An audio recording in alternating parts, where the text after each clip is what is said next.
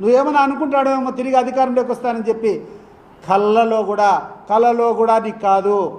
నువ్వు ఎంత పెట్టుకుంటావో పెట్టుకో, నువ్వు ఎన్ని తప్పుడు కేసులు పెట్టుకుంటావో పెట్టుకో.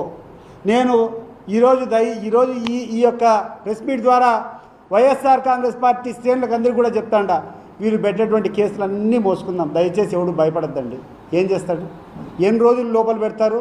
వీలైతే రాబోయే కాలంలో ఇదే పరిస్థితి మొదలు పెడితే జైలు బారో కార్యక్రమానికి పిలుపు చేయాలని కూడా మేము అనుకుంటున్నాం. ఎంతమంది పెడతారు పెట్టుకో నీ జైళ్ళల్లో, ఏం చేస్తారో చూసుకుందాం. ఎక్కడికి పోతున్నాం, ఏమి కథ? అసలు చంద్రబాబు నాయుడు గారంటే కొంత పరిణితి కలిగినటువంటి నాయకుడు, దేశానికే దిశానిర్దేశం ఇవ్వగలుగుతాడని చెప్పేటువంటి ఒక ఫోబియాలో జనాలు ఉన్నారు.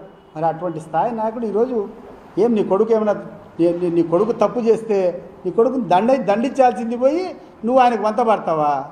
Red book రాజ్యాంగమా?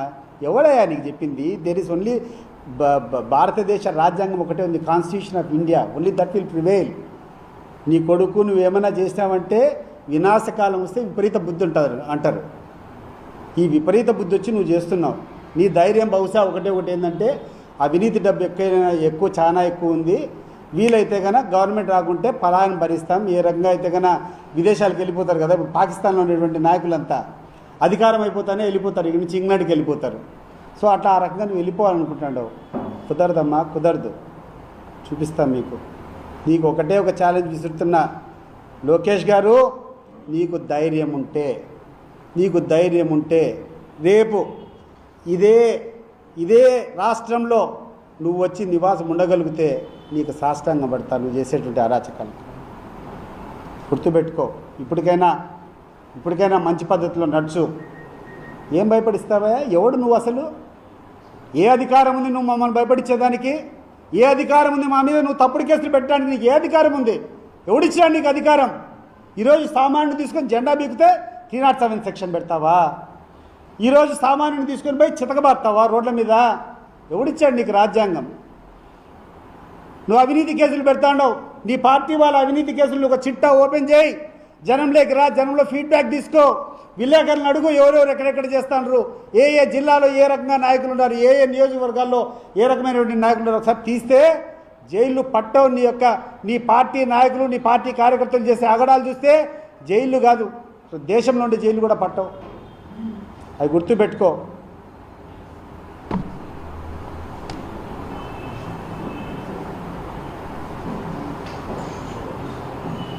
Anything sir? Any questions from anybody?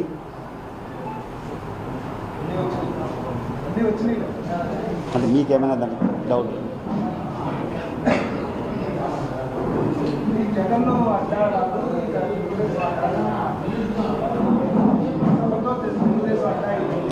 అదే ఇప్పుడు అధికారం ఉంది కదా అని చెప్పి నేను అదే చెప్తున్నా. ఇది బలుపు కాదు, వాపు మాత్రమే. నీకు ఈరోజు అధికారం ఉందని చెప్పి నువ్వు డబ్బులు పెట్టుకొని అన్ని పక్కల నుంచి తోల్తే వచ్చినటువంటి జనము. నీ యొక్క నిజమైన బలం ఏంది అంటే నువ్వు అధికారం లేనప్పుడు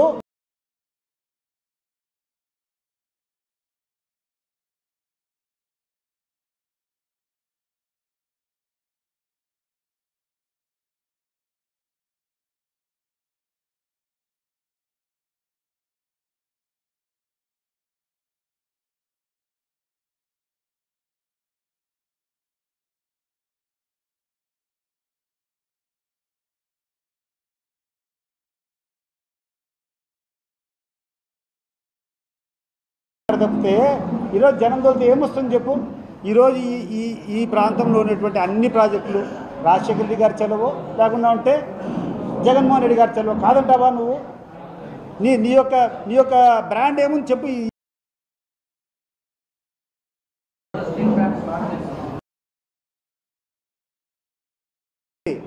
ఈ 1 year ఎందుకు స్టాప్ చేశారు నువ్వు? ఇక్కడ కడపలో ఉన్నటువంటి సెజ్ ఒకటి శాంక్షన్ అయింది, దానికి జీవో ఒకటి ఇచ్చినారు. ఇక్కడ తీసుకొని ఇక్కడ ఉన్నటువంటి సెజ్ని తీసుకొని వచ్చి అమరావతికి ట్రాన్స్ఫర్ చేస్తున్నామని మీరందరూ చూసింటారు. అది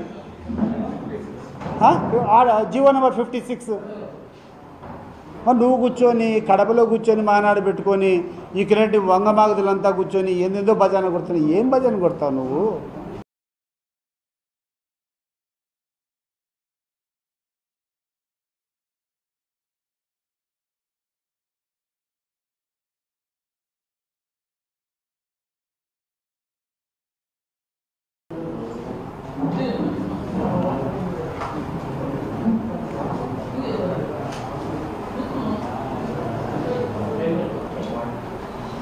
ఓకే.